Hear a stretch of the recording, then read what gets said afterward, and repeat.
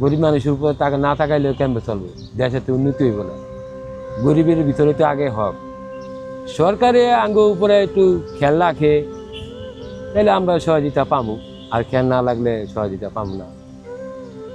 ঢাকার দুই আবাসিক এলাকা, বনশ্রী ও আফতাবনগর, এই দুই এলাকাকে আলাদা করে রেখেছে প্রায় মৃত এক নদী, নড়াই নদী।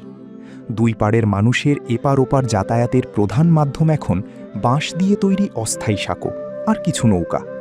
কয়েক বছর আগেও এই নদী পারাপারের প্রধান ভরসা ছিল নৌকা, তবে পরে কয়েকটি বাঁশের সাঁকো তৈরি হওয়ায় বেশিরভাগ নৌকা এখন আর চলে না। নড়াই নদীর ওপর এখন নির্মাণ করা হচ্ছে ৩টি সংযোগ সেতু। তবে এই নদীতে নৌকা চালিয়ে জীবিকা নির্বাহ করছেন কয়েকজন মাঝি। তাদের মধ্যেই একজন মোহাম্মদ শুক্কুর আলী। এই নদী, সেতু আর মাঝির জীবন নিয়ে বাংলা কাগজ টিম কথা বলেছে নৌকা চালক শুক্কুর আলীর সাথে। ওখানে যাত্রী কম, 1 জন 2 জন 3 জন করে পার করতো, দিনে 2-3 লোক।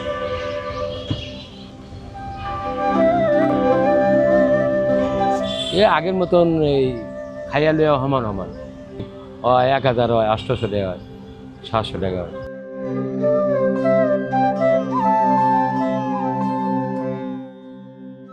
দুইটা ছেলে, একটা 7-8-এ পড়ে, আর একটা আছে মোটামুটি কাজের ভিতরে আছে। গরিব মানুষের উপরে টাকা না তাকাইলেও কেমবে চলবে, দেশের তো উন্নতি হইব না।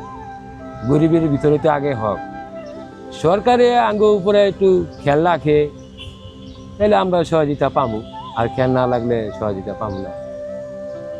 দেখি সরকারে কি আঙ্গরে কি অবস্থা করে।